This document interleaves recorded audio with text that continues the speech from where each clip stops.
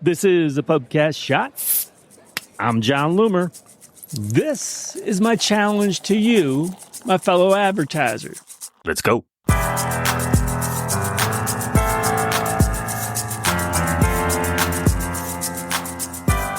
So one of my biggest frustrations is watching conspiracy theories about meta advertising spread. The reason they spread is that not enough people have enough knowledge of how things work to put a stop to them. Because they could say that this isn't even possible because of how things work.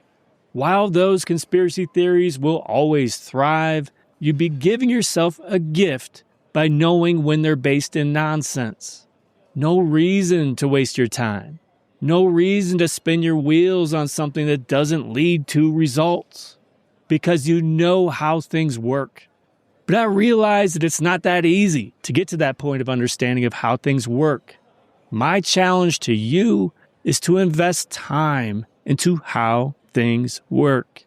And you're making an attempt right now by listening to this podcast, so you're on the right track.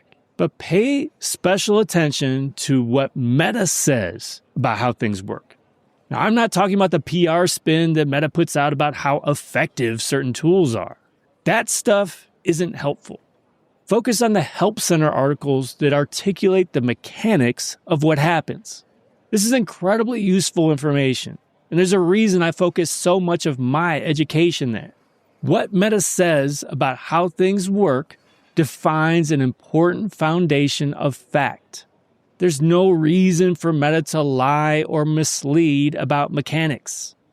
Now, everything else outside of that foundation of fact is theory based in experience.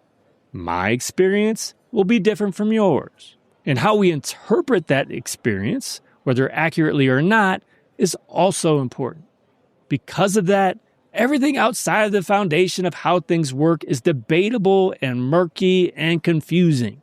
So if you don't have a strong foundation in fact related to how things work, guess what?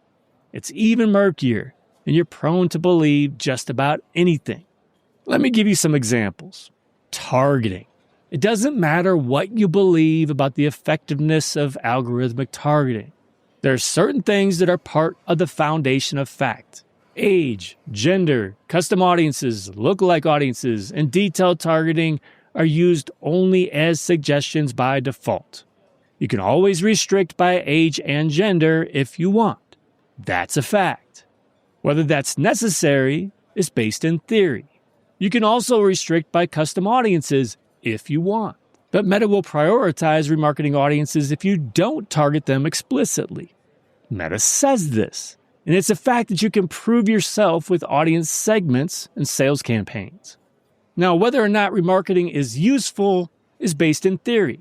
Detailed targeting and lookalike audiences are only used as suggestions in some cases. In others, you can restrict to those audiences if you want.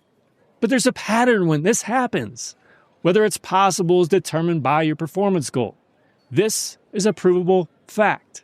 Now, whether using these as suggestions or whether it's better to restrict by these audiences when it's possible is found only in theory.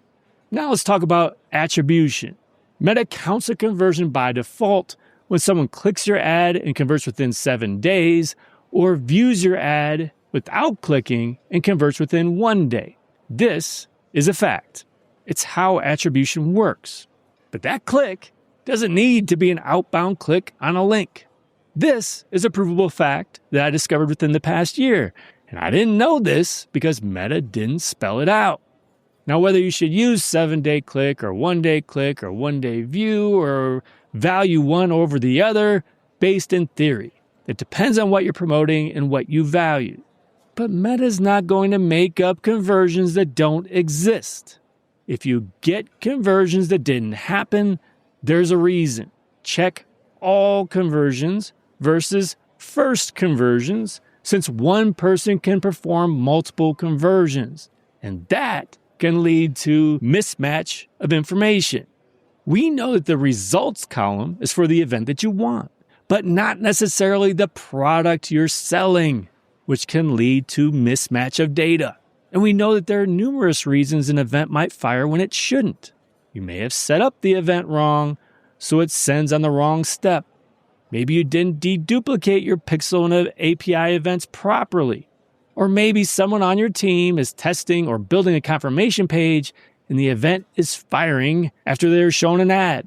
When you have a foundation in facts, you know there are many explanations for inflated or deflated results. And when you know how things work, you should have an internal checklist of things to check. When you don't have this foundation, the easy reaction is to blame Meta for inflating your numbers or making up conversions. Now, might results be misleading for those who don't know how to uncover the layers of what they mean? Yeah, absolutely. But that's why it's so important to have that base of understanding. So here's the bottom of the glass.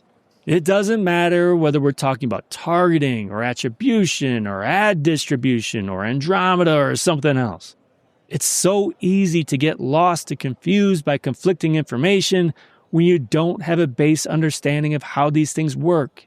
This is your responsibility as an advertiser. Read Meta's documentation so that you know how things work. And you can listen to this podcast or consume my content too. When you have that foundation, any theory that comes from experience suddenly has a whole lot more meaning.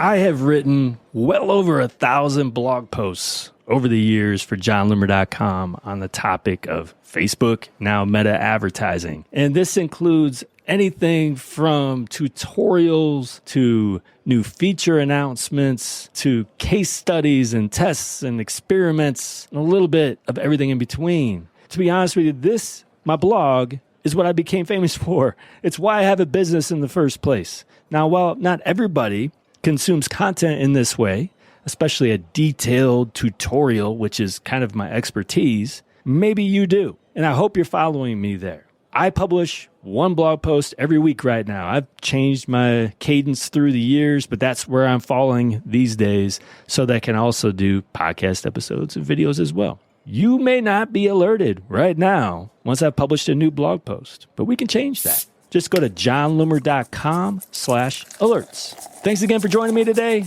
Until next time, do awesome things. I'm out.